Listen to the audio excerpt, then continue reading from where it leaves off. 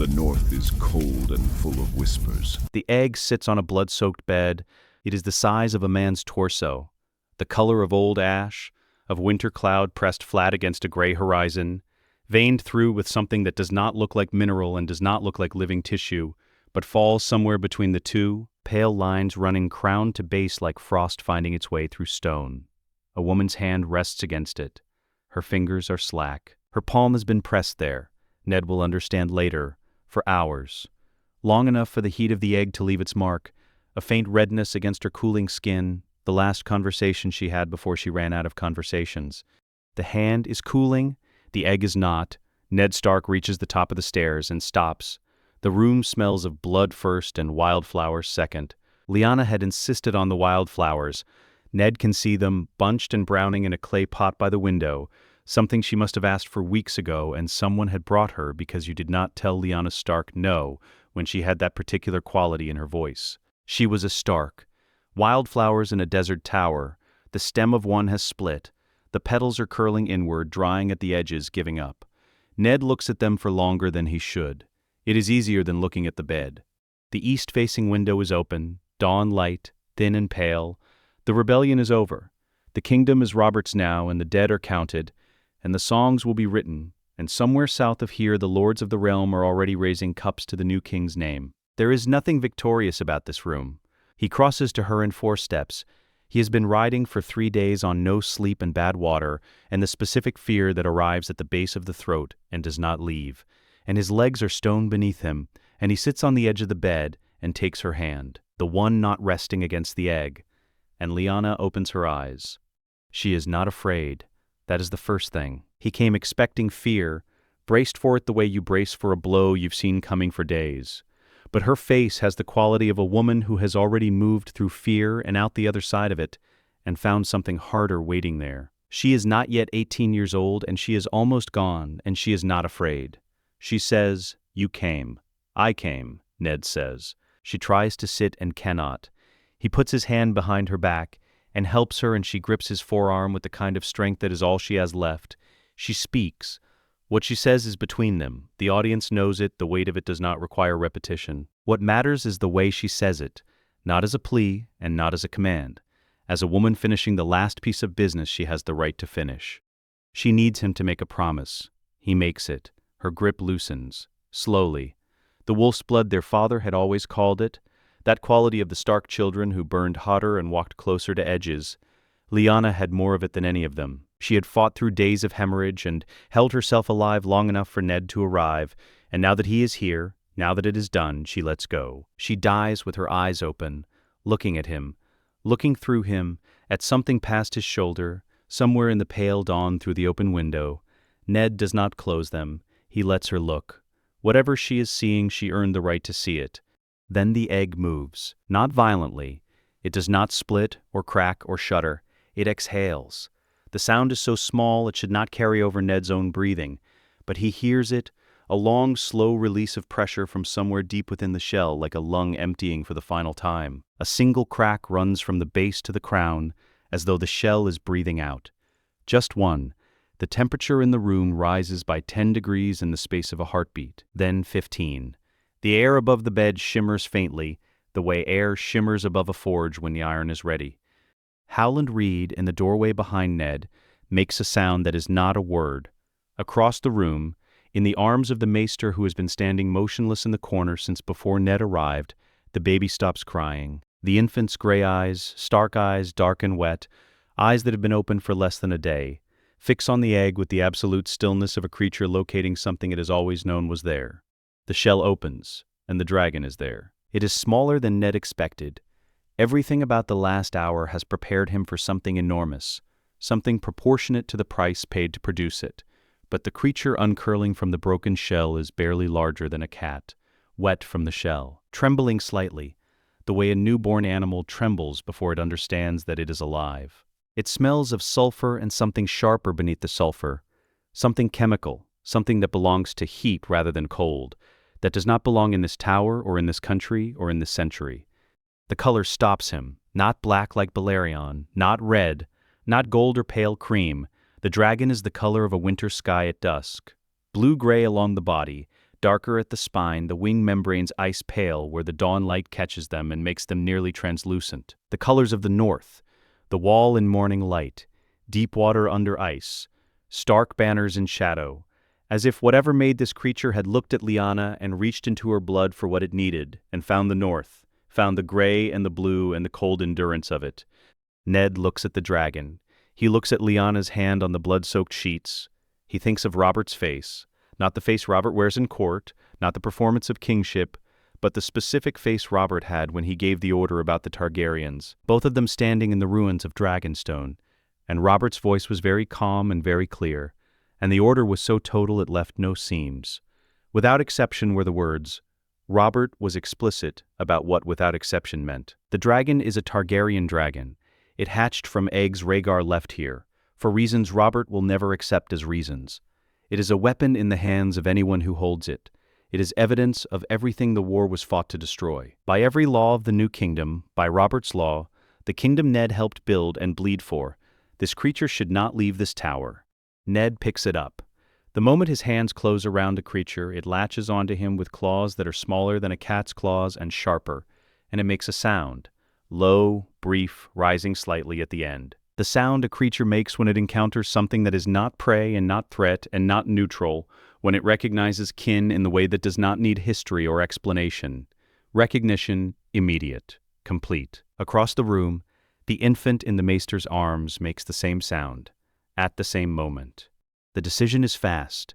Ned has never been a man who deliberates long. He deliberates hard and decides fast, and then carries what he decided without complaint until it breaks him or it doesn't. He has been making this decision. He understands now, since the raven found him at the crossroads, since before that, since the moment he understood what promise me actually meant. He wraps the dragon in his cloak.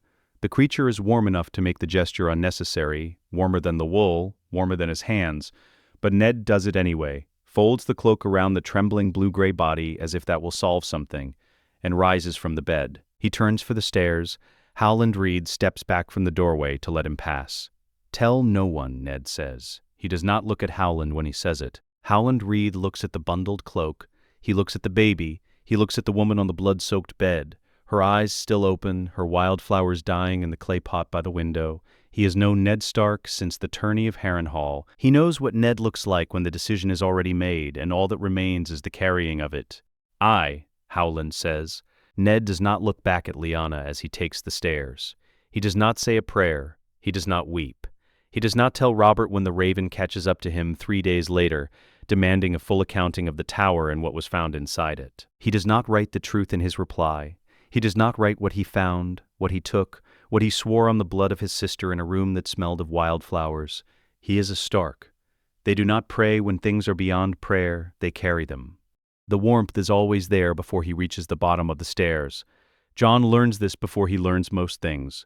Before letters, before sword forms, before the names of his father's bannermen and the words of their houses. The warmth is the first reliable fact of his life, that the dark at the bottom of the stairs is never as cold as the dark at the top of them. And the reason for this, the source of it, is waiting. At 3 years old, he descends the crypt stairs backwards, one step at a time, hands flat against the stone, testing each footfall with his toe before he trusts it. The dark is absolute past the first landing. He learned this was not something to be afraid of. The dark is where winter is. The dark is the point. The crypts smell of sulfur and old stone, and something sharper underneath, something he will not have a word for until he is much older, when a maester's apprentice describes a forge in full burn and Jon understands, yes, that, by the time he is 4, the sulfur means home more than the great hall does, more than the training yard, more than the room where he sleeps. Cross it, and winter is close. He brings chicken bones wrapped in a strip of cloth his father cut from his own shirt. He unwraps them at the bottom of the stairs and holds them out, and winter takes them with a gentleness that has nothing to do with the creature's size and everything to do with what Jon is to him. The dragon is approximately the size of a large cat. He eats the bones, cloth and all, and then climbs into Jon's lap and radiates heat. Not uncomfortable heat, comfort heat. The specific warmth of a thing that understands exactly what temperature another thing needs to stop shivering. Jon sits on the stone floor with a dragon in his lap in the dark and does not think of it as strange. He has never known anything else. At 6 years old, Jon brings a rabbit. Winter takes it in his jaws, sets it on the stone floor, and exhales. The sound is bellows work, a deep compression building from somewhere in the chest, pressure accumulating and then release, and the rabbit catches. Not slowly, not by degrees. One moment it is a dead rabbit, and the next moment it is light. The fire is pale blue-white at its core, not orange, not red. The color of ice in direct sunlight, the color of the hottest part of a candle flame that most people never look at because they are looking at the yellow. Jon's face is 6 inches away. He does not move. He does not lean back. The flame does not touch him. This is not because it cannot reach him. It does not reach for him.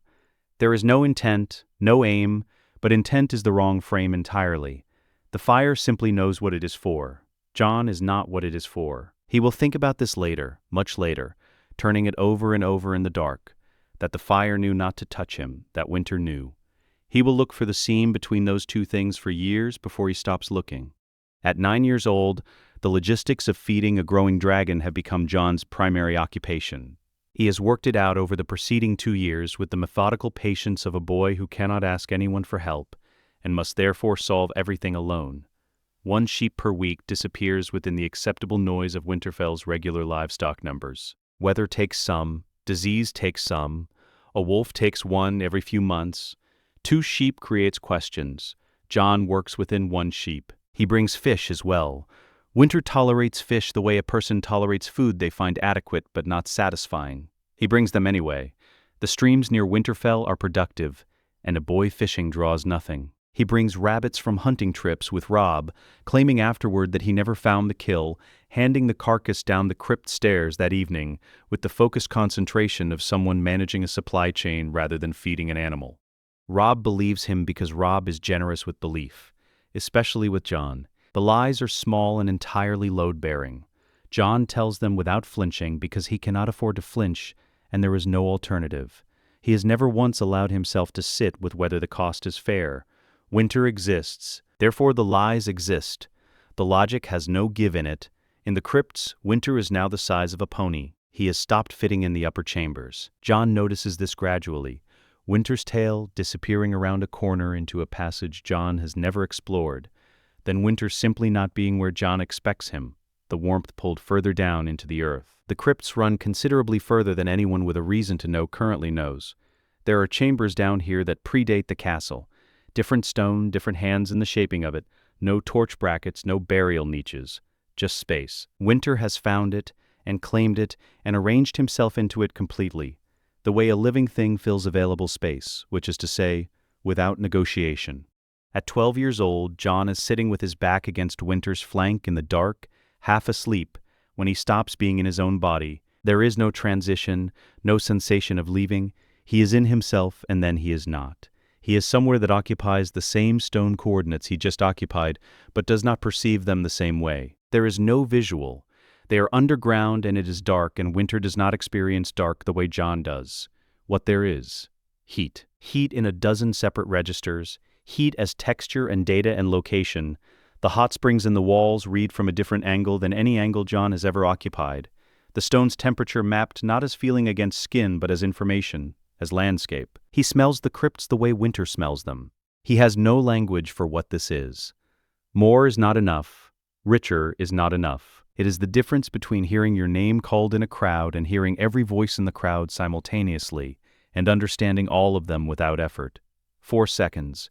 The scale of it throws him back into himself the way cold water throws you out of sleep. He sits up, hands flat against the stone, pressing down. Real, his hands. His body, here. Winter raises his head from the floor and looks at Jon with one eye. Gold, molten and still. It blinks once. Slowly, there you are. At 14 years old, the sessions are intentional. Jon sits cross-legged in the largest of the deep chambers, opposite Winter, and breathes slowly and enters the way he has learned to enter. Not by forcing, which accomplishes nothing, but by releasing the part of himself that insists on being only himself. The way you open a fist. He can sustain it now for several minutes before the sheer scale of the dragon's sensorium forces him out. The disorientation on return is less than it was.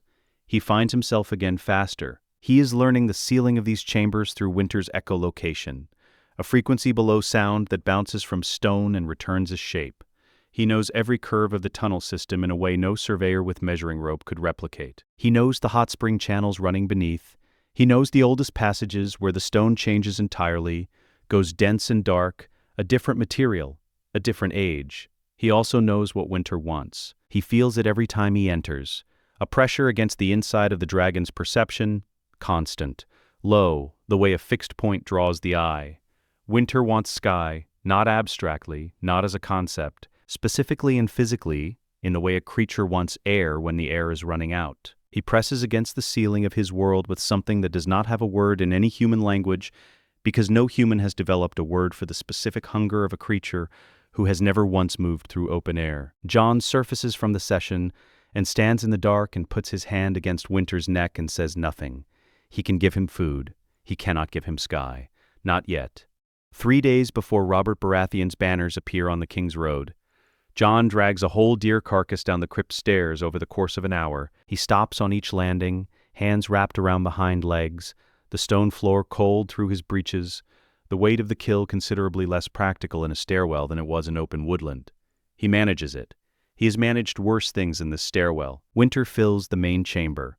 His tail runs along one wall, his neck along another, his folded wings brushing the stone on either side where they cannot fully close. He is the size of 2 war horses end to end, and every foot of him is the chamber, which means every foot of him is heat, which means the main chamber is no longer the crypts. It is something else. Jon's own room, the only place he has ever understood completely. He leans his cheek against Winter's neck. The scales are smooth in the direction of the spine and rough going the other way. Warm always, always warm. He's coming, Jon says, quietly to the dark. The king. Winter's eye opens, gold and still, catching nothing because there is nothing to catch. Jon does not say, "This is the part where everything changes." He is 15 years old and he does not fully understand what is coming. But the temperature in the chamber rises by 5 degrees in the space of a breath. Then 10. The ancient stone ticking faintly around them the way stone ticks in a fireplace when the fire has burned long enough to reach all the way through. Winter knows. Ned counts them from the battlements. He has been counting since the column appeared at the tree line. The specific number of soldiers a man brings for a state visit versus the number a man brings for something else. The black stag on gold appears first, then the outriders, then the body of the column unwinding itself from the King's Road like something slow and deliberate. He counts the cavalry in rough groups, then the Lannister banners threaded through the royal, more Lannister than the occasion warrants. Then the wheelhouse, enormous, painted crimson, a declaration of comfort that becomes an insult in northern weather. The twins riding together on the left flank, Jaime loose in the saddle, Cersei upright in the way Cersei is always upright, as though relaxation were a form of concession. Then the boy on the horse too fine for him. Then Robert. Ned had known, abstractly, from the ravens, the drinking, the hunting, the court that had accumulated around him like weather around a cold stone. He had constructed a version of Robert in his mind that accommodated what the ravens described, and thought he was prepared. He was wrong. Not about the details, about the scale. Robert Baratheon is still enormous. The man who leveled armies at the Trident did not simply vanish. He is in there somewhere, in the width of the shoulders, in the way he swings off his horse without thinking, without needing it to be a performance. But the definition has softened into mass, and the mass has softened into something else entirely. The face that should carry 15 years of kingship carries 15 years of something he has not put down, something he has been washing over every day with wine and the hunt, and the specific violence that is the only thing still giving him what the hammer used to give him. He is 36 years old. He looks older than that. Robert hits the ground of the courtyard and finds Ned immediately and says something large about the cold. Broad, warm, half-drunk before noon. The smile is real. Whatever else has happened to Robert Baratheon, the love was never performed. That has always been the hardest thing they embrace. Robert makes Ned feel slight, which Robert has always done. He smells of wine first, horse second, something sour underneath both. Metabolic, the smell of a body that has been living at a particular angle for too long. Ned breathes through it and puts his hand flat on Robert's back and holds on. "You look older," Robert says, pulling back, studying him. "We are older," Ned says. Robert laughs, big and genuine and slightly too loud. The laugh of a man who has been performing it for 15 years and lost track of where the performance ends. The feast runs the way Catelyn Tully runs things, correctly, and without evidence of the effort that correctness requires. She has arranged it. The seating, the courses, the careful distance between the royal party and the northern lords who require managing. She has ensured the wine flows without flowing so freely that it becomes a problem before the second course. She has made sure the children are visible at the right moments and absent at the right ones. She has made the hall look like a hall where everything has always been fine. She sits at the high table and watches Robert drink and calculates. 11 years with the secret now, Ned told her in the 4th year, when Jon was barely walking and the logistics of the secret had grown beyond what one man could manage alone. He spoke quietly into the dark in the way he spoke things he had no other place to put. She went through every stage of what that telling produced. The terror first, then the rage, then the specific grief of understanding that the man you married has been carrying something this heavy, and that the weight had consequences neither of them could predict. Then she reached the other side of it. Whatever lived there, a fierce and particular protectiveness. Not of Jon specifically. Of all of it, Ned, the children, the whole structure of the life they had built together over a fault line neither of them could afford to examine too closely. She watches Robert at the high table. He is telling a story, something from the hunt, something that ends with a gesture and a bellow of laughter. Jory Castle laughs at the right moment. The great Jon laughs a beat too early, which is characteristic. Ned does not laugh.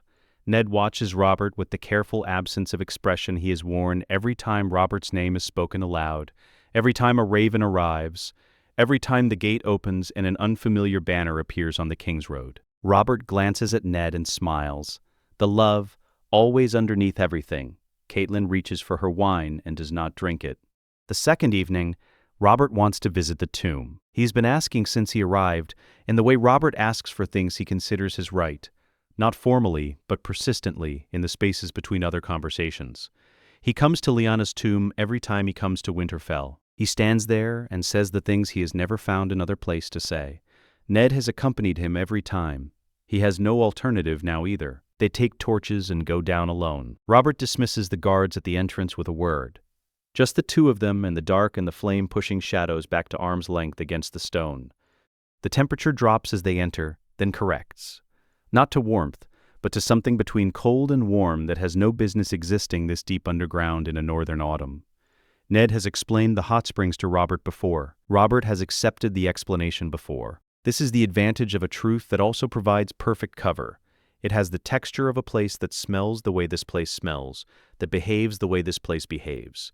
They go down. Robert speaks about Lyanna the way he always speaks about her, not with sentiment, because Robert Baratheon has never had clean access to sentiment. What he has instead is a particular rawness that surfaces when there is nothing left to perform. He describes how she rode. He describes the Harrenhal tourney, something she did that made everyone laugh, even Tywin, and he had looked at her in the middle of that laughter and understood something. He does not explain what he understood. He does not need to. He has told this story before. He will tell it until he dies. It is the story he has instead of the ending he wanted. Ned listens. He has spent 15 years listening to Robert speak about Lyanna. He knows where every story stops. He has never filled in what comes after the stop. They reach the middle level. Lyanna's statue, pale, still, the stone carver capturing the structure of her face but not the temperature of it, not the specific aliveness that had been the defining fact of Lyanna Stark in any room she occupied. Robert stands before it. He does not speak for a moment. Below them in the deep chambers that Winterfell's household considers sealed by a structural concern Maester Luwin identified 13 years ago, Winter lifts his head from the stone floor. The scent has come through indirectly before. Layered under Ned's own smell, a trace note that Winter has catalogued the way he has catalogued everything in his world. Completely without urgency, this scent carries a frequency he knows. Not prey, not threat, something more complicated than either. It arrives in Ned's posture when certain ravens come, in the held quality of Ned's breathing when certain names move through the great hall above. Winter has been cataloguing this scent for 15 years. Now it is here directly. Descending through the stone above his head, he makes a sound, not a roar. A vibration is closer, low, resonant, beginning somewhere deep in the chest, and moving outward through his body and into the stone and up through 15 feet of Winterfell bedrock and into the soles of Robert Baratheon's boots. Robert stops mid-sentence. His hand goes flat against the wall. He holds it there. The War King instincts, built in 3 years of rebellion and never fully surrendered, buried under 15 years of feasting and wine, but never actually extinguished.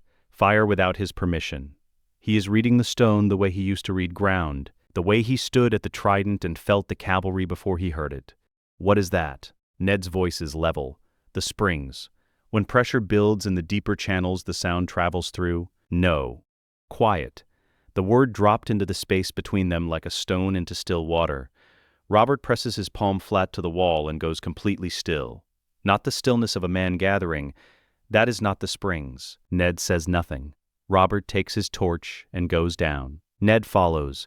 There is no other choice. There has not been another choice since a woman's hand went slack against an egg in a tower in Dorne 15 years ago. And every decision since has been the long consequence of that single moment. The sulfur thickens as they descend. The heat builds in increments that have no business existing this far below a northern courtyard. The stone changes under their hands, the fitted blocks giving way to something older, denser, a different material entirely, shaped by hands that predate the castle above it by centuries. Different people, a different understanding of what the North required. At the bottom of the final stair, in the throat of the oldest passage in Winterfell, where the stone is the color of deep water, and the torchlight barely pushes the dark back to arm's length. Two eyes open, gold, molten and still. They catch the torchlight and hold it, and in the holding make it something richer and more alive than fire has any right to be. They do not blink. They regard Robert Baratheon with the absolute stillness of a creature that has already made its assessment and sees no reason to revise it. Robert backs up. 1 step. 2. The torch extended in front of him, the instinct of a lifetime of warfare mapping exits and distances and mass without consulting the part of his brain that speaks. The golden eyes track him. Not with hunger, not with threat, with the specific attention of something that has been told this person was coming, and finds the reality neither larger nor smaller than the information suggested. They go back up, through the old passage, through the middle level, past Lyanna's statue, past the long row of iron swords lying across stone laps, into the torchlight of the upper crypt. Robert turns and puts his back against the wall and stands there, the color of old ash. He is the quietest Ned has ever heard him. "Tell me," Robert says, each word placed carefully, the way a man places weight on ice he isn't certain of. "That is not what I think it is." Ned holds his torch. The flame moves slightly in the space between them. He looks at his oldest friend, at the man he has loved like a brother for 20 years and lied to for 15. "I cannot tell you that," Ned says. The courtyard is full before sunrise. Word travels in a castle the way cold travels through stone, by contact, surface to surface, without announcement. No one sent for the household guard. No one gave Jory Cassel an order. The Lannister escort woke to the smell of something wrong and dressed in darkness, and came out into the Winterfell yard with hands near hilts and eyes that went to the battlements first, which was correct training, and then to each other, which was instinct. By the time the sky had lightened enough to call it dawn, 60 Lannister soldiers occupied the eastern half of the courtyard, and the Winterfell household held the western half, and the space between them was empty in the particular way that space between armed men is always empty. Neither side had drawn anything. Yet, Robert had not slept. Ned could see it in him from across the yard, the specific quality of sleeplessness in a man who rarely goes without, the skin around the eyes pulled tighter, the jaw set, the performance of easiness he normally wore stripped back to something considerably closer to the man underneath. He was standing without wine. Both of those things were notable. He waited until Ned had crossed half the yard toward him. Then he spoke, and his voice was level, and what he said was reasonable. A dragon was a threat to the realm. The word of any man, even Ned Stark, whose word Robert trusted above any other living person's, could not alter what a Targaryen dragon represented to the stability of the kingdom they had built together. He had not bled for this kingdom and buried better men than himself for this kingdom to allow a weapon of that nature to exist within it uncontrolled. He did not want this. He said that plainly. He was not asking Ned to do something cruel. He was asking Ned to understand that some things were larger than both of them. He said it without raising his voice. He made sense. He had the specific quality of a man who spent the night making peace with an argument and arrived in the morning believing it completely. He met Ned's eyes and waited for the man who understood him best in the world to recognize the logic and respond to it correctly. Ned stopped. The yard was very quiet. The cold was the particular cold of a Winterfell morning in autumn, the kind that had no sympathy for anyone's preferences, that these men had not grown up in and would not easily mistake for anything other than what it was. "No," Ned said, not with anger, not as a challenge. The way a man states the load-bearing fact of a structure, not because he wants to argue about it, but because it is true and removing it would bring everything down. One word, the full weight of 15 years behind it. Ned reached back over his shoulder and drew ice. He did not raise it, he did not point it. He drew it and held it at his side, the blade clearing the scabbard with the particular sound that Valyrian steel makes. Not the ring of regular steel, something lower, something that came from deeper in the metal. The blade was longer than most men's torsos, dark along its length, darker than it had any right to be in gray morning light, the rippled surface catching the dawn and doing something to the light that ordinary steel could not do. Robert's sword was at his hip. Good steel, well made, well maintained, a king's weapon by every standard that mattered except the specific standard currently standing 6 feet in front of him in the cold. Every man in the yard could see the difference. Ned was not making a threat. He was making a statement about what kind of morning this would be if Robert chose to continue making sense. Robb came out of the great hall. No announcement, no speech. He walked across the yard and stopped to Ned's right with the purposefulness of a boy who has made a decision about who he is and is testing whether it holds. He was 15, barely shaving, the Stark features settling on his face the way they had settled on every Stark face before his. Wide across the jaw, direct in the eye, carrying the north in the architecture of it. He did not draw his sword, he did not need to. He stood. The Lannister escort read him and read the yard and read the math. 60 men against the Winterfell household on ground the household knew stone by stone. In cold they had been breathing since birth. Jory Castle had taken position to Ned's left with the quiet efficiency of a man who has been ready for this specific moment for a long time. The household guard shifted collectively, without an order, the way trained men shift when the thing they have been privately prepared for finally becomes real. Cersei Lannister watched from the gallery above. She stood with her hands on the stone railing and her face arranged into the expression she wore when she was thinking hardest. Not cold, not warm, perfectly neutral, which meant she was running numbers. Her eyes moved from ice to the Lannister soldiers, to the gap between the two parties, to the great hall behind Ned's shoulder, to the crypt door at the far end of the yard that she had noticed last night and filed away without comment.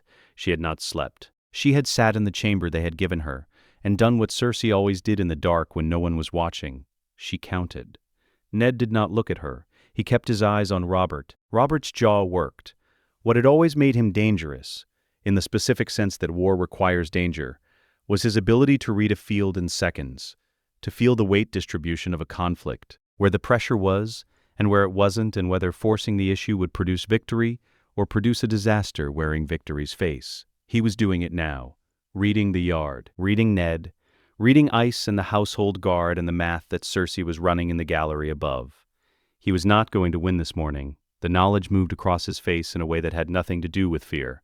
Robert Baratheon was not afraid of Ned Stark. He was not afraid of ice.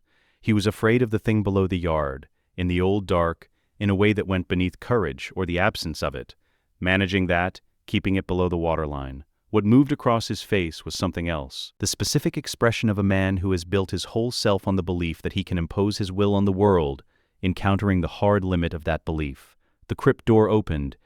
Jon Snow had not expected a courtyard full of soldiers. He came up the stairs the way he always came, hand on the rough stone wall, counting the steps without thinking, 16 to the landing and 7 more to the door. He had been in the crypt since before dawn. He had felt the shift in Winter's attention sometime in the night, that low-frequency awareness of something the dragon had been cataloging moving closer, and he had stayed. He sat with his back against Winter's flank and felt the chamber temperature change in slow increments, and when the sky through the thin window slits above the upper crypts went from black to gray, he climbed. He opened the door, the yard resolved, soldiers drawn tension, his father with ice at his side, the king pale in the morning, Robb standing with his shoulders set in the way that meant a decision had already been made and was not going to unmake itself.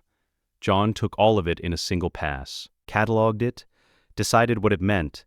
Then he stepped aside from the doorway. Then Winter followed him out of the crypt. The dragon moved slowly. He had to fold himself through the arch, neck curved, wings pressed flat, the bulk of him emerging in sections from the dark below. Then he was through. Then he was standing in the open air of the Winterfell courtyard. Then he looked up. There was sky. Not ceiling, not stone. Not 15 years of underground dark with heat rising from the springs below, and the specific silence of a creature pressing its awareness outward against rock, because rock was all there was. Sky, the full pale gray breadth of a Winterfell autumn morning, open in every direction, the clouds moving because they had somewhere to be and nothing at all was stopping them. Winter spread his wings. The span of it was larger than anyone, including Jon, knew.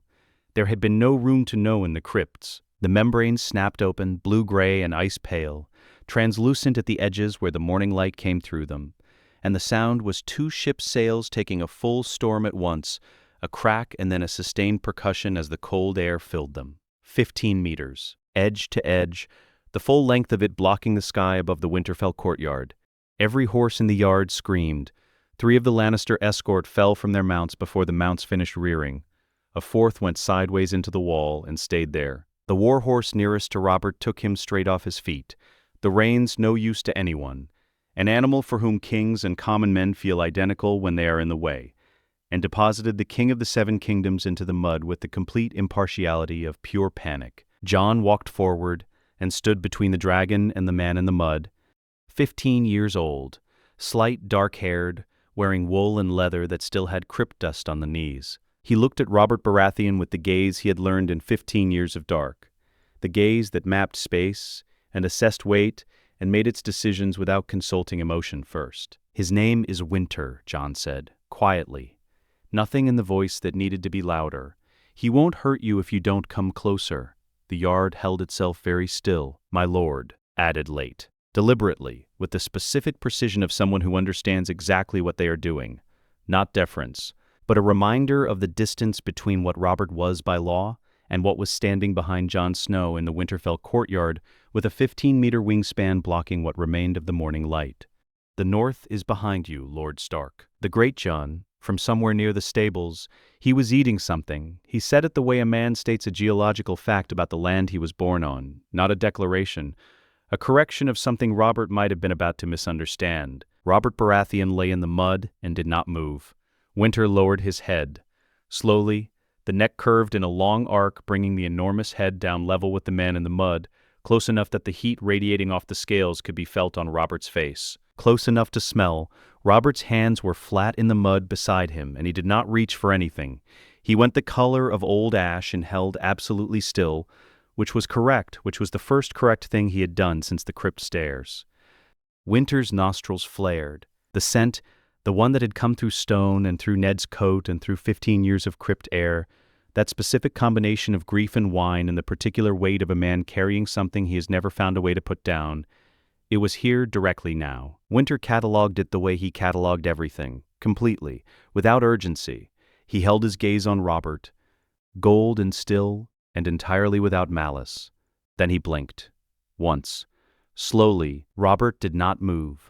He had gone somewhere very quiet inside himself, past the political calculation, past the performance of kingship, past everything he had built and worn for 15 years. He was looking up at Winter's golden eye from the mud of Winterfell, and he was not the king of the 7 kingdoms. He was something simpler and older than that, a man who has encountered the limit of everything he thought he understood about the world and has arrived, for the first time in a very long time, at a place with no move left in it. The eye held him, the cold held the yard. Jon Snow stood between them and said nothing else. From 2,000 feet, an army looks like a problem of geometry. 30,000 Lannister soldiers resolve into shapes when you are high enough above them.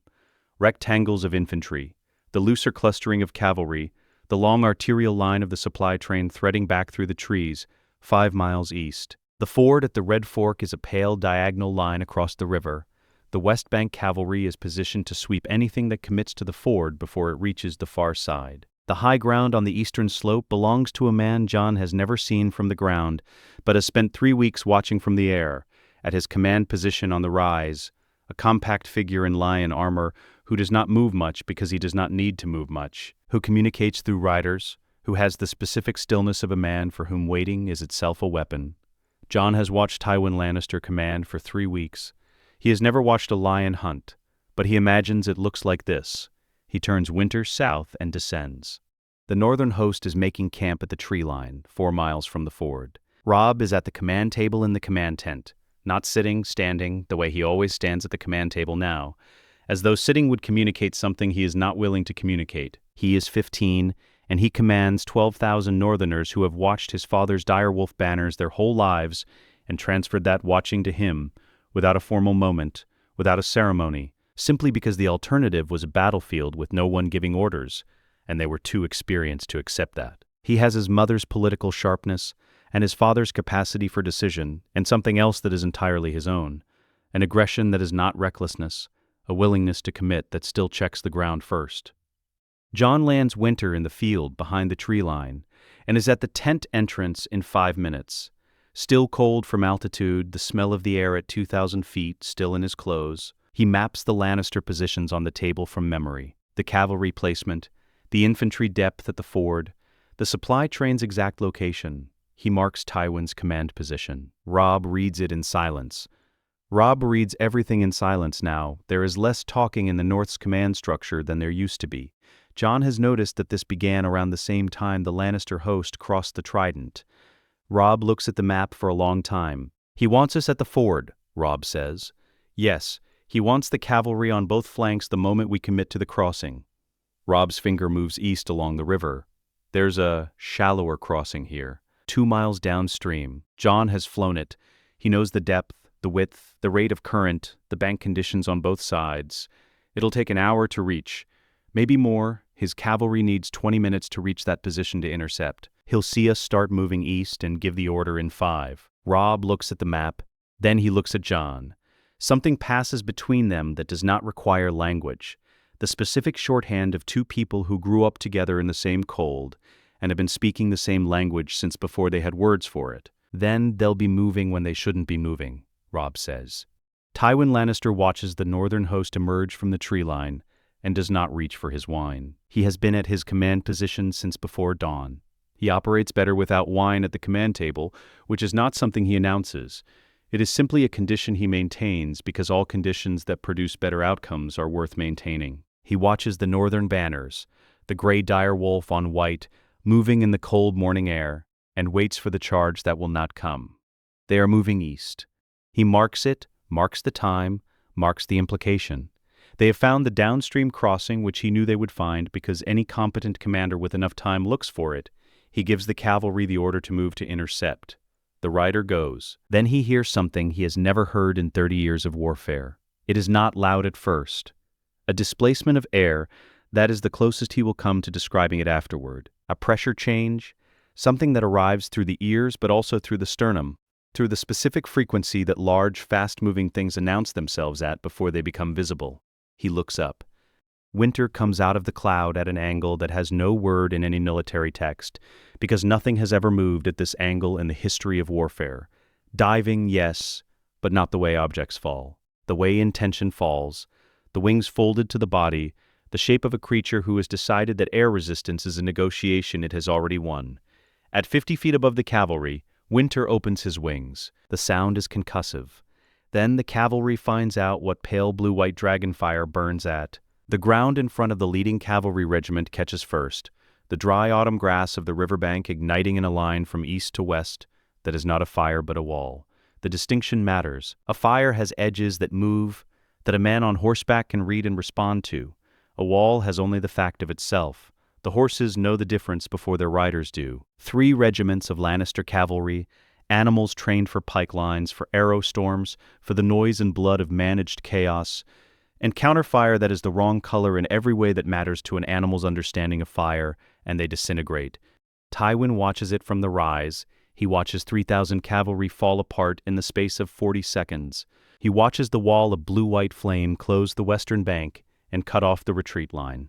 He watches his vanguard at the ford suddenly understand that the situation they had been deployed into no longer exists. He has read the records of the field of fire. He has read every account, every description, every attempt by men who survived the first Targaryen conquest to put into language what dragon warfare looks like on the ground. He did not understand.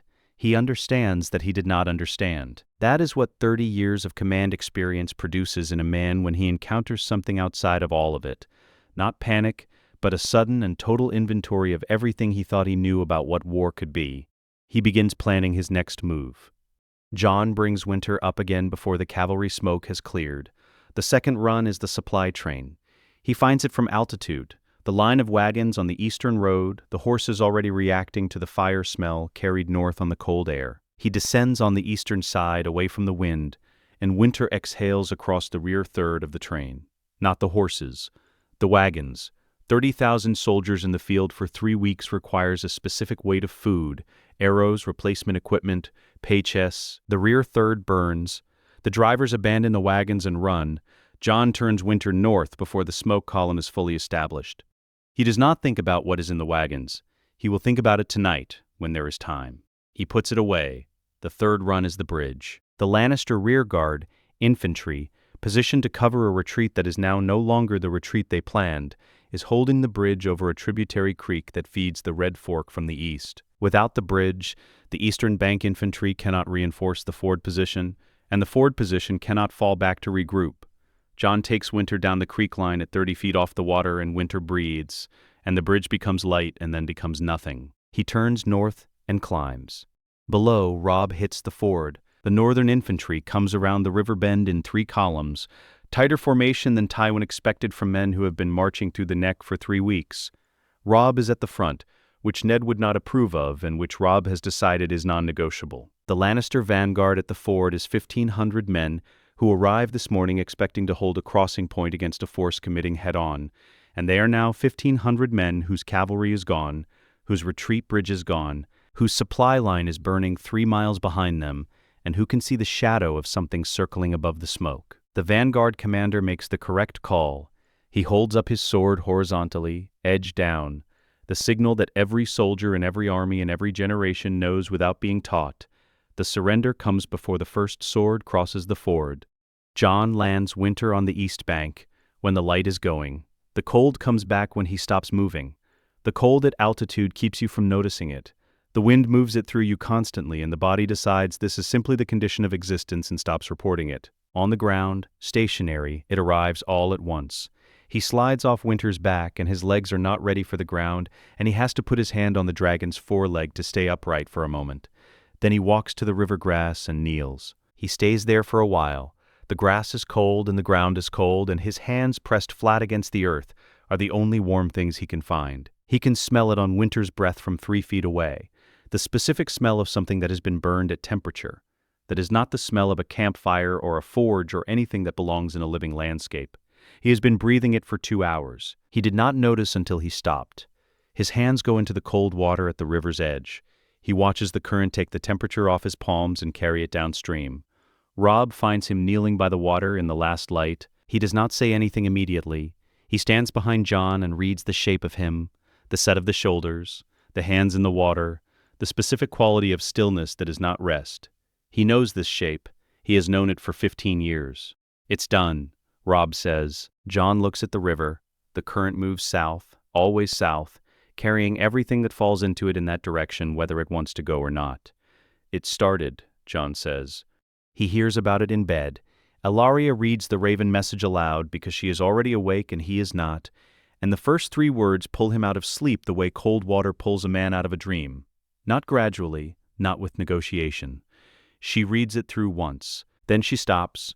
Then she reads it again, which tells him it is either very good or very bad, and those 2 things have always been closer together than most people find comfortable.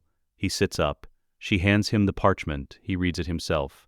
Then he reads it again. Then, a 3rd time, not because the words have changed, but because his mind is doing the specific work it does when something lands that rearranges the furniture of every room simultaneously and requires him to walk through each one to understand what is different. Rhaegar's son, alive, with a dragon, burning Lannister cavalry on the trident. He is out of bed and dressed before Ellaria has put the parchment down.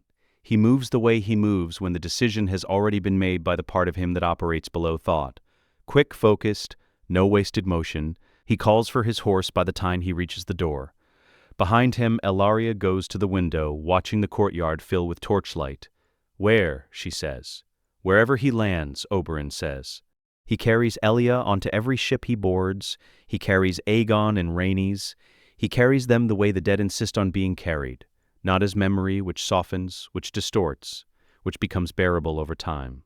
as weight. Constant, specific, exactly the weight they were, which is the weight of a small boy and a smaller girl, and a woman who deserved the entirety of what she was promised. He has spent 15 years directing that weight at the Lannisters. Gregor Clegane's name he carries separately, in its own locked space, to be opened at the correct moment. He has been waiting for the correct moment with the patience of a man who understands that timing is not weakness.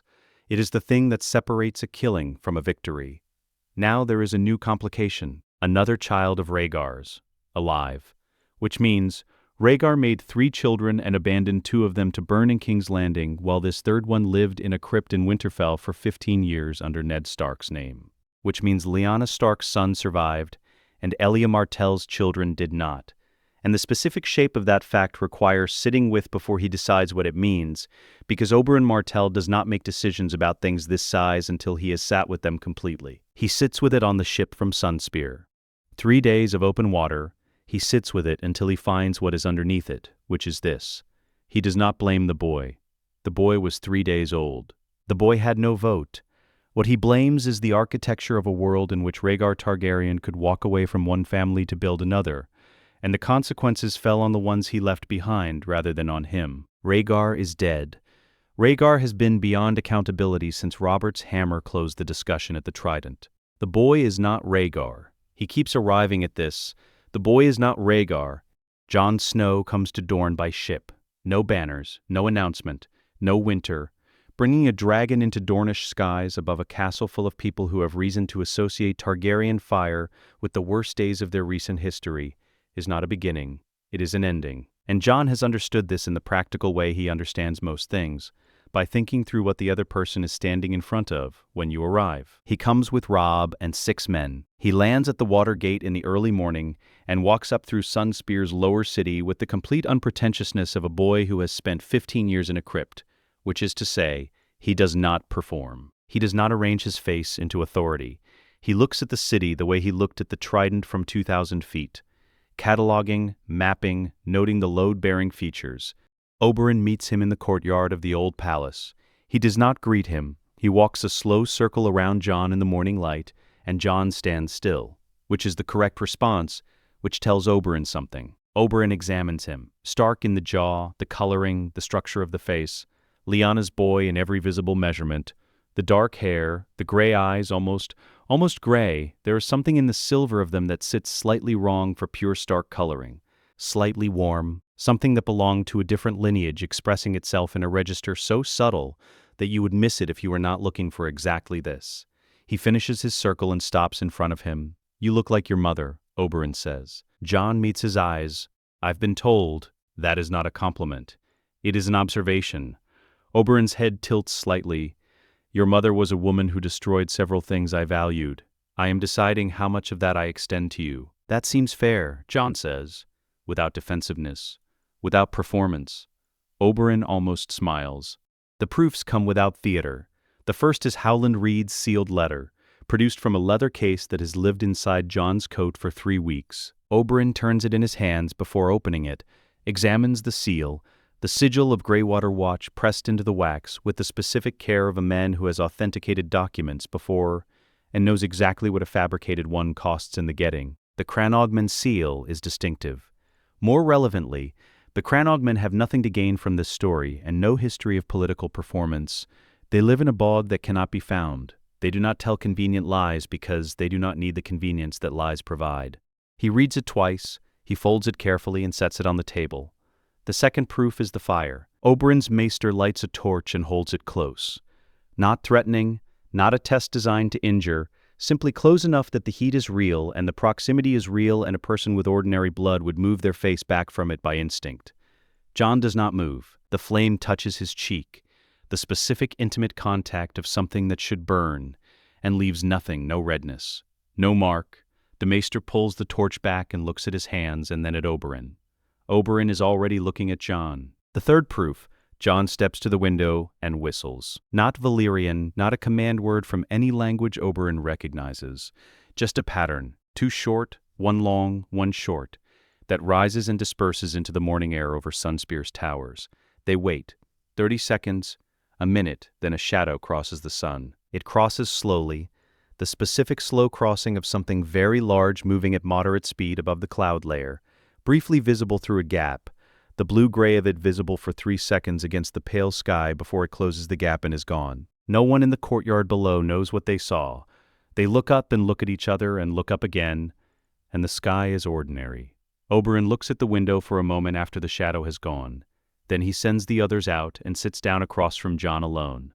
The wine neither of them fully drinks sits between them on the table. Oberyn looks at this boy, at the stark lines of him, at the almost gray eyes, at the hands that are raw from cold at altitude and from 3 days of ship rope, at the quality of stillness that is not passivity, but something trained, something learned in the dark. He looks for Rhaegar in him. He finds it in the eyes. Not the color, the quality. The specific way of looking at a person as though already knowing what they are going to say and waiting. Not with impatience, but with a particular attention of someone for whom surprise is a gift they have learned not to expect. Rhaegar had it. He had it at Harrenhal, at the tourney, when he set the laurel crown on Lyanna Stark's head in front of his own wife and every lord in the 7 kingdoms. Oberyn carries that moment too. He carries everything that began there. "My sister loved your father," Oberyn says. Flat, the temperature behind it, a room with a very small fire in a very large space. "I know," Jon says. "He loved her too." Oberyn's hand moves to the table. Not to the dagger, not yet. And then he loved someone else instead. Jon does not defend Rhaegar. He has nothing to defend Rhaegar with. He never met the man. He knows him only as an absence that left specific consequences.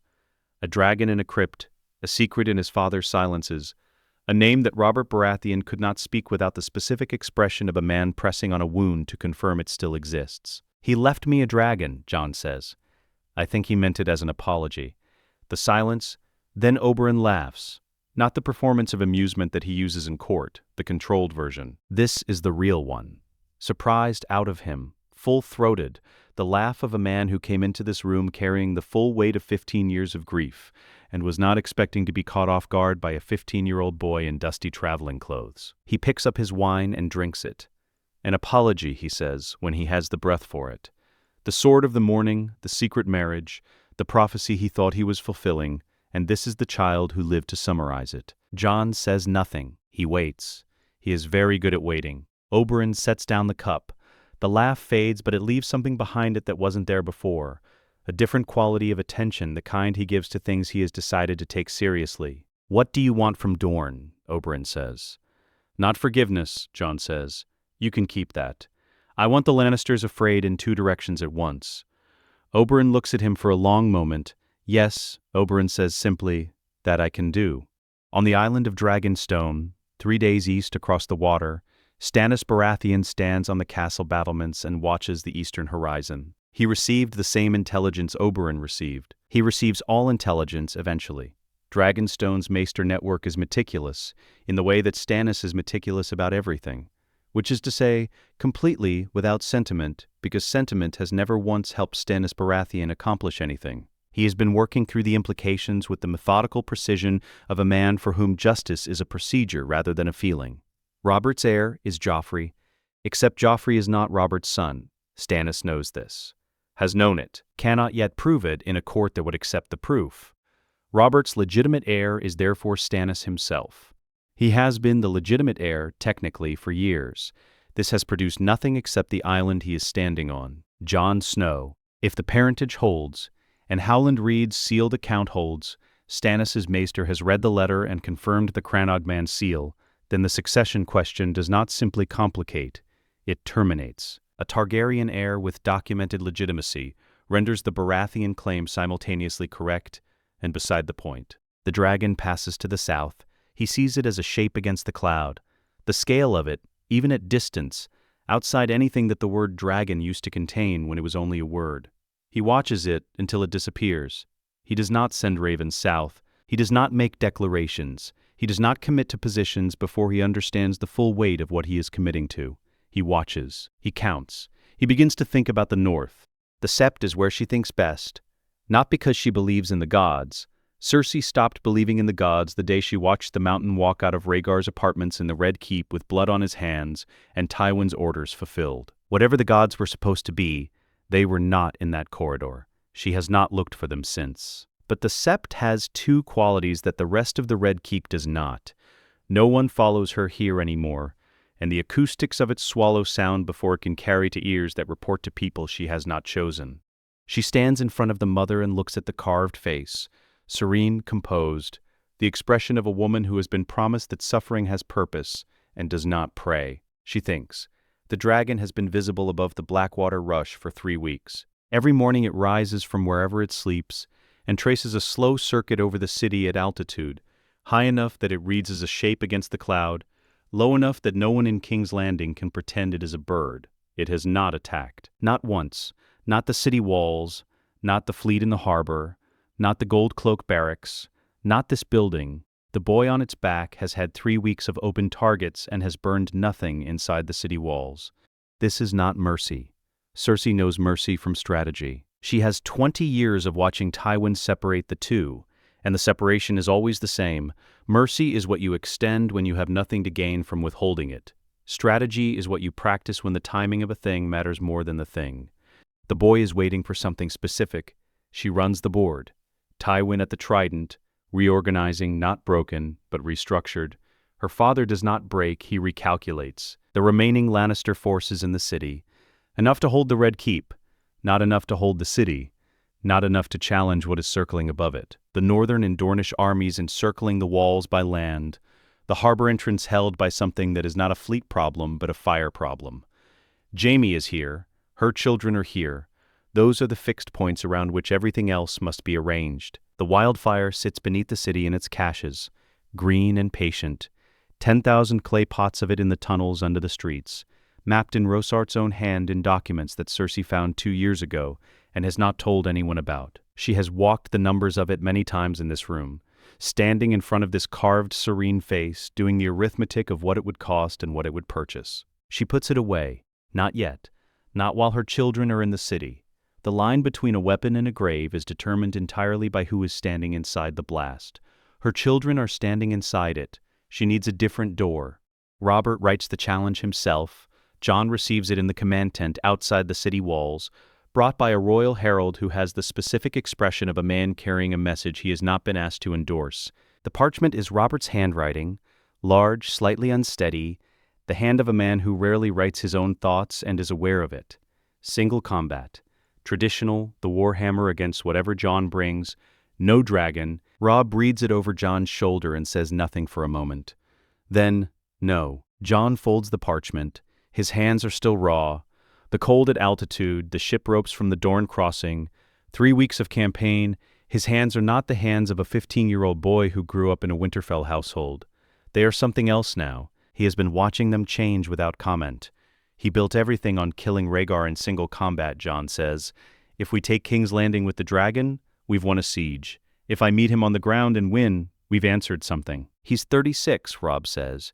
He hunts. He was the finest fighter in the Seven Kingdoms 15 years ago. Yes, Jon says. Robb looks at his brother, at the flat quality of that yes, which is not bravado and not fatalism, but something between the two that Robb has seen growing in Jon for 3 weeks and has not been able to name. The quality of a person who has decided what the thing is for and is not going to be argued out of it. Don't lose, Robb says finally. The ground in front of the Red Keep's main gate is flat flagstone, which suits neither of them particularly. Robert wanted open ground. Jon said the flagstone was sufficient. They met in the middle of that, which was the last thing they agreed on. Robert comes out of the gate, and the man who emerges is not the man Ned Stark saw riding into Winterfell 3 weeks ago. The dissolution is still there. The weight, the years of it, the specific damage of living at a particular angle for too long. But the prospect of combat has burned through it the way a hard frost burns through fog. He carries the warhammer at his side, and he moves with it, not around it. His eyes are clear in a way that Ned, watching from the side, has not seen since the Trident.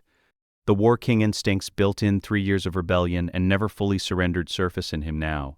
Burning through 15 years of wine and feast and deliberate neglect, he is still the man who stood in the Red Fork and swung the hammer that changed the world. Time has not erased that. It has only buried it. Jon is in the center of the yard, sword drawn, and looks small against Robert. He is small against Robert. Robert has 8 inches and 6 stone on him, and a muscle memory built to kill things. The first exchange is fast. Robert moves with the hammer the way he has always moved with it.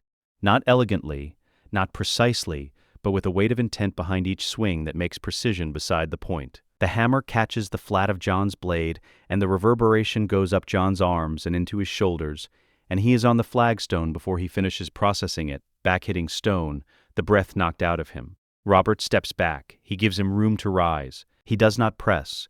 Whatever else time has done to Robert Baratheon, it has not touched this. The code he fights by, the specific honor that lives below every other thing he is and does not answer to the parts of him that have corroded.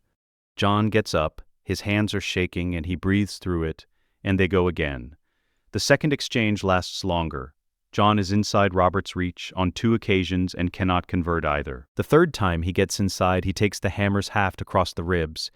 The head misses, but the haft does not, and something cracks or comes close to cracking, and Jon puts it away because putting it away is the only available option. They separate, both of them breathing. The third exchange, Jon stops retreating. He has been reading the hammer for 2 exchanges, and now he knows its weight.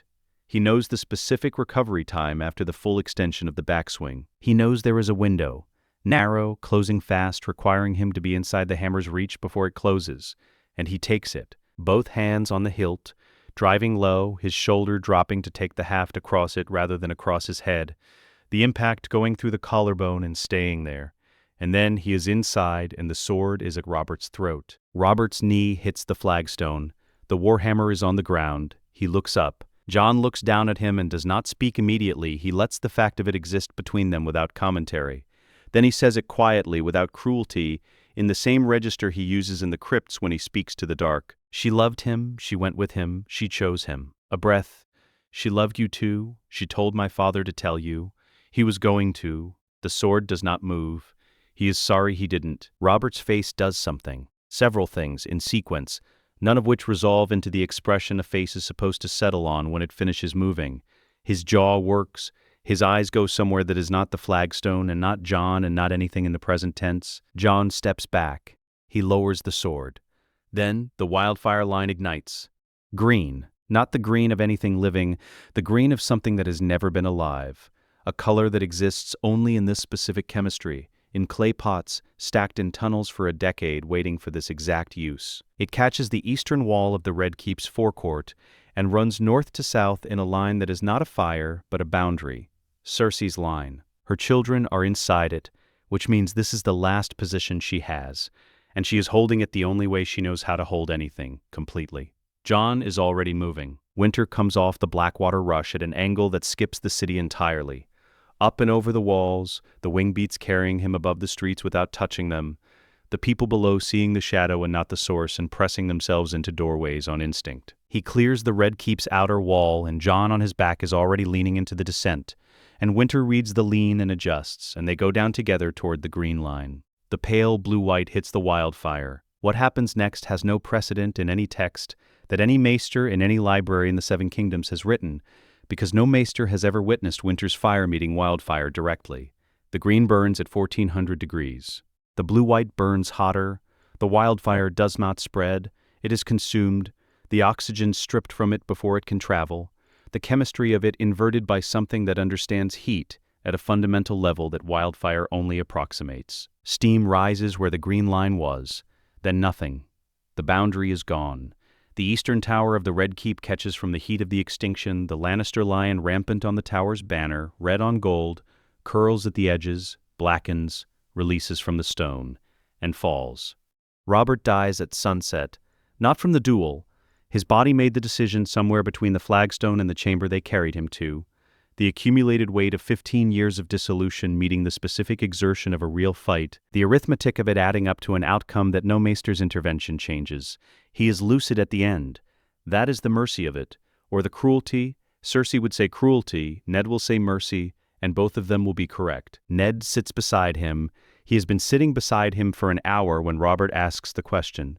Just the question, nothing preceding it, as though the conversation has been running in his head the whole time, and he is only now letting it out. Was she happy? Ned looks at his oldest friend, at the face he has known for 22 years, at the specific hope in it, the rawness of a man who has put down every performance because there is no longer anything to perform for. Yes, Ned says, she was happy. Robert closes his eyes. He does not open them again. The first letter went north 6 weeks ago. Tyrion wrote it in his chambers at the 3rd hour of the night, by a single candle, on parchment that he burned the draft of 3 times before he produced a version he was satisfied with.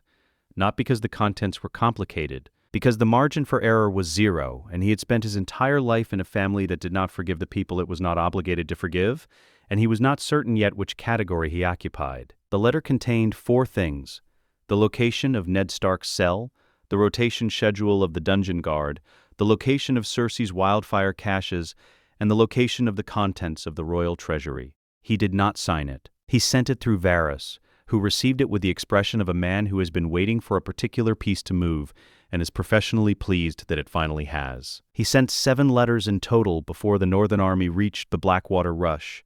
He sent them because it was tactically obvious, which was one reason, and because he had read Howland Reed's sealed account when it circulated through the small council and believed it, which was a second reason, and because he was 24 years old and had spent every one of those years watching the Lannister name function as a shield, and had recently noticed that it had stopped being a shield and started being a target, which was the third and most practical reason. He was in his chambers when the wildfire went up. He watched the green line from his window and waited. He was in his chambers when winter's fire hit the green line and ended it. He watched the Eastern Tower's banner fall. Then he poured himself a cup of wine and did not drink it, and sat very still for a while. The throne room has changed. This is Tyrion's first thought when he walks into it the morning after the city's surrender. Not a political thought, not a strategic assessment, but a physical one. The instinctive recalibration of a man who has spent his whole life reading spaces through his body, because his body has always had a specific and non-negotiable relationship with the scale of rooms. The Iron Throne is at the far end where it has always been, ugly, outsized, the accumulated swords of Aegon's conquered enemies fashioned into something that is not comfortable by design, because Aegon the Conqueror wanted it understood that ruling is not meant to be pleasant, but winter is coiled around the base of the dais, and behind the throne his wings folded, his neck curved against the stone steps. The dragon fills the space between the throne and the back wall the way a river fills a valley, completely without negotiation, as though the space existed in anticipation of exactly this occupant. The throne room is enormous. Tyrion has stood in it 100 times and felt small in the way that small men feel small in large rooms. Winter in it changes the acoustic. Every footstep is louder. Every voice carries differently. The air is warmer by 10 degrees near the dais, not uncomfortably, but noticeably the specific warmth of proximity to something that runs hotter than the surrounding world. The golden eyes are open. They track Tyrion from the moment he enters without the head moving at all. He keeps walking. He has decided he will not stop walking because a dragon is looking at him. This is the kind of decision that is either courage or poor judgment, and he has never been entirely certain of the distinction. Jon Snow sits the throne. Badly, which is the correct way to sit it. No one sits it well. It has no comfortable position. The blades press against the back and the armrests are asymmetrical, and the height of it makes a person feel surveilled rather than elevated. Jon sits it the way a person sits a difficult horse. Present, functional, aware that the thing beneath him has opinions. He is 15 years old and covered in someone else's bruises, and there is a dragon the size of a river barge behind him. The Lannister commanders are brought in. Not Cersei, she is in Maegor's holdfast, with Joffrey and Tommen and Myrcella, with Ned Stark as the person who delivered the terms, because Jon had understood that was the only version of that conversation that did not produce a second war. Not Jaime. Jaime's situation is being negotiated separately, in the specific way that situations involving men who are simultaneously war criminals and the best living swordsmen require separate negotiation. The prisoners here are field commanders, men who were doing their jobs correctly and happen to be doing them for the wrong side of a question that has now been answered. Jon does not try them for treason. Tyrion, watching from the side of the room, registers this as the most interesting decision the boy has made in a campaign full of interesting decisions. He tries them for following orders that were themselves unlawful. The orders of a crown whose claim to legitimacy is now legally in the process of being superseded. It is precise. It is technically sound. It is the kind of distinction that a man trained in law for 20 years might arrive at, and Jon Snow arrived at it at 15, which tells Tyrion something. The commanders are released on oath. They file out. The room empties except for the guards and Winter's golden regard, and the boy on the uncomfortable throne. Tyrion walks forward. He does not wait to be announced. He has already calculated that waiting to be announced in this specific room with this specific person would communicate something he is not interested in communicating. He walks to the center of the hall and stops and looks up at the throne and the dragon and says, without preamble, "You need someone who knows how the city works." Jon looks at him, not with surprise. He was told Tyrion was in the building. Varys tells everyone everything at the moment it becomes maximally useful. How the loans work, Tyrion continues. How the granaries work, who is owed what, and by whom, and what they'll want in return for their continued cooperation. You don't need me to like you. You don't need me to believe in prophecy or Targaryen restoration, or any of the things the people around you are currently believing in various degrees of sincerity. He pauses. You need me to be useful. I am very useful. Jon studies him, the same flat assessment he has used on every person in every room Tyrion has watched him walk into. Behind Jon's head, Winter lowers his own head slowly, bringing it level with the side of the throne, bringing the enormous golden eye to approximately Tyrion's face height. Tyrion looks at the dragon, 3 feet away. The heat radiating off the scales is tangible at this distance, a physical pressure like standing too close to a forge. The eye does not blink. It examines him with the complete and patient attention of a creature for whom the examination of things is both instinct and pleasure. Tyrion does not step back. Are you afraid of him? Jon says. Tyrion considers this with the genuine intellectual attention it deserves. Terrified, he says, but I'm not going to let that show because it would be both undignified and counterproductive. Something moves in Jon's face. Not quite a smile, the shape of a smile if the muscles involved had forgotten the full motion. Sit down, Jon says. The Casterly Rock document arrives from the Maester's chamber an hour later. Tyrion has been reading grain supply estimates and not thinking about Casterly Rock. He has been reading grain supply estimates and thinking about exactly Casterly Rock with the specific discipline of a man who has learned to keep the most important thing in his peripheral vision, where the emotion attached to it cannot interfere with the work. Jon puts the document on the table between them. Tyrion does not touch it immediately. He looks at it, the Casterly Rock seal, the lion rampant pressed into wax that he has seen on correspondence his entire life, always addressed to Tywin, always carrying the weight of a name that was given to every Lannister at birth, except by specific and deliberate omission, to him. He picks it up, he reads it. The Westerlands remain Lannister. The gold remains Lannister. The castle, the seat, the title of Lord of Casterly Rock, these pass to Tyrion Lannister, second son of Tywin, in recognition of service to the crown during the siege of King's Landing. Service to the crown. 7 letters in the dark by a single candle, the location of a dungeon cell. The location of wildfire, the specific bureaucratic language of a document translating what he actually did into the terms that make it legible to history. Your father will not accept this, Tyrion says. No, Jon says. He'll go back to the Rock and plan for 20 years. That's correct. Tyrion sets the document down. His hands are steady. He has decided his hands will be steady. He's very good at 20-year plans. So are you, Jon says. You'll have 20 years to prepare for it. Tyrion looks at the boy on the uncomfortable throne, at the dragon behind him, eye half closed now, the warmth of the room building towards something like sleep, at Ned Stark's presence at Jon's right hand, steady, permanent, carrying its weight without complaint, the way Ned Stark has always carried weight. At the document on the table, Casterly Rock, his father's face when the raven reaches him, the specific quality of Tywin Lannister reading a document that gives to Tyrion the thing Tywin spent 24 years refusing to give, not because he earned it through filial loyalty or military service, but because a boy with a dragon decided that the man who opened the cage from the inside deserved what was inside the cage. One condition, he says. When Cersei comes for you, and she will come for you, she will spend the next 20 years engineering the specific moment. I want to know. Why? Because she is my sister, Tyrion says, and I am the only person in the 7 kingdoms who can tell you what she is going to do before she does it. I have been studying her for 24 years, my entire life. That knowledge is worth more than Casterly Rock. He sets down the cup. Give me both, and I will spend the rest of my life making certain you don't regret this. Jon holds his gaze. Both, Jon says. Tyrion leaves the throne room and goes directly to the wine. He stands in the corridor outside the great doors with the cup and the specific privacy of a hallway that no one is currently walking through, and drinks deeply and stares at the wall.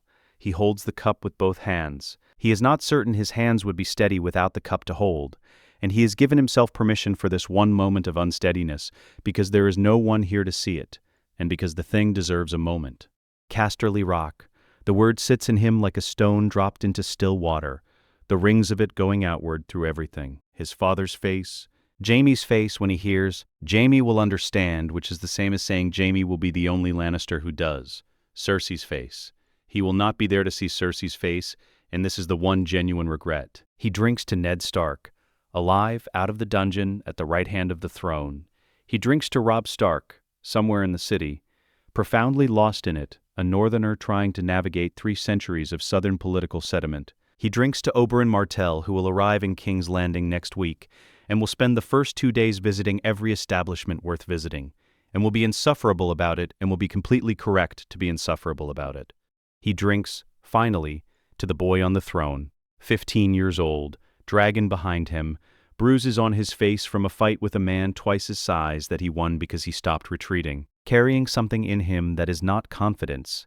Tyrion knows confidence, has worn it like armor his whole life, but its structural equivalent, the thing underneath confidence that confidence is built on. He puts down the cup. King's Landing has 2,000 small folk who have not been paid for the work they did maintaining the city through the siege. It has a granary problem, a harbor authority problem, a city watch problem, and a gold supply problem that Tyrion has already sketched the outline of a solution for on the back of a grain estimate in the throne room. None of these problems will solve themselves. None of them are being addressed by anyone in the building. Tyrion picks up the grain estimate from his coat pocket, he unfolds it, he reads the numbers on the front and the solution on the back, and decides the solution is good enough to begin with. He begins walking toward the Tower of the Hand. Not because he is the Hand, he does not have that title. He has a castle in the west, and a desk that needs to exist somewhere, and the specific energy of a man who has just been given something worth working for, possibly for the first time in his life, and intends to begin immediately. The corridor is long, he walks it fast. The work is nothing like the war. The war had a shape, it had positions on a table and wind direction, and the specific clarity of problems that resolve when you apply sufficient force to the correct point. The work has none of that. The work is a maester arriving before dawn with parchments requiring a signature Jon does not yet have the authority to give, but gives anyway because no one else is giving it, and the parchments concern 2,000 small folk who have not been paid. The work is a harbor authority dispute that has been running since before Aerys sat the throne, and has simply continued through 3 regime changes, because no one has had the time or the interest to end it. The work is Tyrion at the long table in the former Hand's Tower, surrounded by grain estimates and creditor lists, speaking quickly in the specific register he uses when he is explaining something to a person he respects but is not certain can keep up. Jon keeps up. He does not always understand the first time. He asks the second time without apology, and Tyrion answers the second time without condescension, which is the working arrangement they have developed in the 10 days since the throne room. And it functions. Catelyn arrived from Winterfell on the 7th day, and the Red Keep rearranged itself around her presence the way a household rearranges itself around a person who knows what households are for. She did not announce her intentions. She simply began. The kitchens were reorganized before she had been in the building a full day. The chamber assignments resolved, the specific chaos of a castle transitioning between 2 different understandings of itself, smoothed into something that still had rough edges, but at least had direction. She moves through the corridors of the Red Keep with the contained efficiency of a woman who has been managing a household on a fault line for 11 years, and finds the Red Keep's problems, by comparison, tractable. She has not spoken to Jon directly about any of it. She manages around him and occasionally looks at him with an expression he does not have a word for. Not warm, not cold, some things are allowed to be. Arya is somewhere in the city she should not be. She is always somewhere she should not be. Robb has sent 3 riders to find her today, and all 3 have returned without her, which Robb takes as a personal failing and which Jon takes as evidence that Arya is operating correctly. She will come back when she has finished whatever she is doing. She always comes back. Robb is profoundly, genuinely lost in this city. Not geographically. He has maps and riders who know the streets.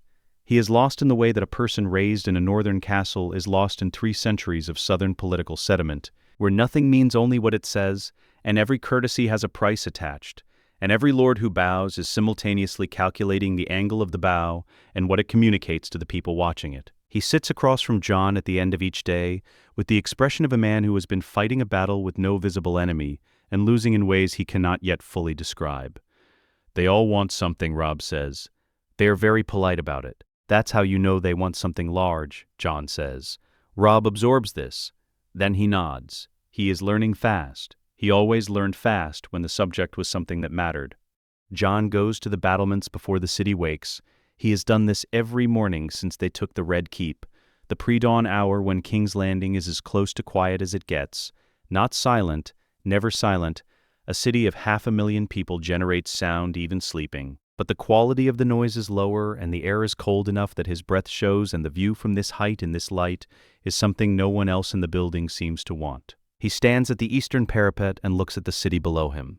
The map of it. The specific density of the flea-bottom districts compared to the broader streets near the guild halls. The harbor beyond, the water pale in the pre-dawn, the shape of a kingdom laid out below him in stone and lamplight, and the specific warmth of habitation, 100,000 hearth fires exhaling upward through the dark. He stands with his hands on the cold stone and does the accounting. No mother. He has never had one. He has a name for her now and a face Ned described once. Haltingly the way Ned describes anything that costs him something. But not her voice, not her specific weight in a room, not the way she said his name. He does not know how she said his name. He was 3 days old when she said it for the last time. No inheritance given freely. What he has was not handed to him. It arrived through 15 years of cold and secrecy, and a dragon in the dark, and a father's silent commitment to a promise made to a dying woman. None of it was offered. All of it was carried by Ned for longer than Jon has been alive. No boyhood that was not a secret. No hour in that crypt that was not also logistics. No friendship with Robb that was not also a lie by omission, sustained daily for 15 years, about the most important fact of his own life. No certainty that he is doing this correctly. The throne room, the commanders, Casterly Rock, the duel. He has made 12 decisions in 10 days that will shape the 7 kingdoms for generations, and he made all of them with 15 years of crypt education and the specific moral architecture of a boy who was raised to feed a dragon and keep his mouth closed. He does not know if they were right. He will not know for years. He is not certain he will recognize the answer when it comes. Behind him, through the thick stone of the parapet, he can feel winter in the courtyard below. Not hear, not see. Feel the warmth of him in the pre-dawn cold, the specific aliveness of a creature for whom cold is a weather condition and not an identity, who has spent 15 years underground and has now been outside for 3 weeks and still, every morning, raises his head to look at the sky as though confirming it has remained. He has Robb's voice when he surfaces from a skin change too long, the specific frequency of it cutting through whatever the dragon's sensorium has left behind. He has Ned Stark's hand on his shoulder in the crypt doorway the morning they left Winterfell. The grip of it, the weight of 15 years of silent love communicated through the palm. He has winter at his back, warm and breathing, the first friendship he ever had, made before he understood what friendship meant, in the dark before either of them understood what they were. He puts his hands on the cold stone and holds it. The equilibrium settles into shape over the following days. Cersei departs for Casterly Rock. She takes Joffrey, who does not speak to anyone during the departure. She takes Tommen, who waves from the wheelhouse window at no one in particular. She takes Myrcella, who is the only Lannister child who looks at Jon directly as she passes, with the clear-eyed assessment of a girl who is going to understand things sooner than anyone around her will be comfortable with. Cersei does not look at anything. She boards the wheelhouse and the curtain closes, and the column moves south toward the Gold Road. She does not thank anyone. She does not need to. The specific shape of Cersei Lannister's gratitude is a long memory and a longer patience, and everyone in the Red Keep understands this without it being stated. Jaime Lannister sits across from Jon alone in the small council chamber for an hour. They do not speak for most of it. Jaime looks at the table, and Jon looks at Jaime, and the specific quality of Jaime Lannister looking at a table is the quality of a man auditing everything he has ever done and finding the accounting painful and doing it anyway because he is done pretending the books balance. He takes the oath. His voice is steady. The words are the words they have always been, the same words that bound him to Eris, the same words he watched men die to uphold while he did not. He says them with the full awareness of their weight, which is perhaps the first time he has said them that way, and Jon receives them with the same awareness, which is perhaps why neither of them speaks after. Oberyn arrives in King's Landing and is immediately everywhere. Stannis does not arrive. Stannis watches. Stannis counts. His absence from every gathering is its own kind of presence. The chair that is always empty, the opinion that is always pending, the man who has decided that the time to act has not yet come, and will not be hurried into revising that assessment. The raven comes from Castle Black before dawn, Maester Aemon's handwriting, old, careful, the penmanship of a man for whom precision is a form of respect. Jon reads it at the long table with Tyrion beside him and Ned at his right hand, and the morning light just beginning to find the tower windows. 3 rangers lost north of the wall. 1 party has not returned. The cold this year is wrong in ways the watch cannot account for. The wildlings are moving south in numbers not seen in a generation, not raiding, not the usual pressure along the boundary, but moving, the specific movement of people who are being pushed from behind by something they will not name, to the watch's rangers. One brother returned from arranging alone and brought something back, a hand, separated from its owner, not frozen, not rotted, moving on its own in the cold of the storeroom where they kept it until they understood what they had. They burned it. Jon reads it twice. He sets it on the table. The council chamber holds itself very still around the parchment. Tyrion reads it over his shoulder. He makes no joke. Stannis arrives 2 days later.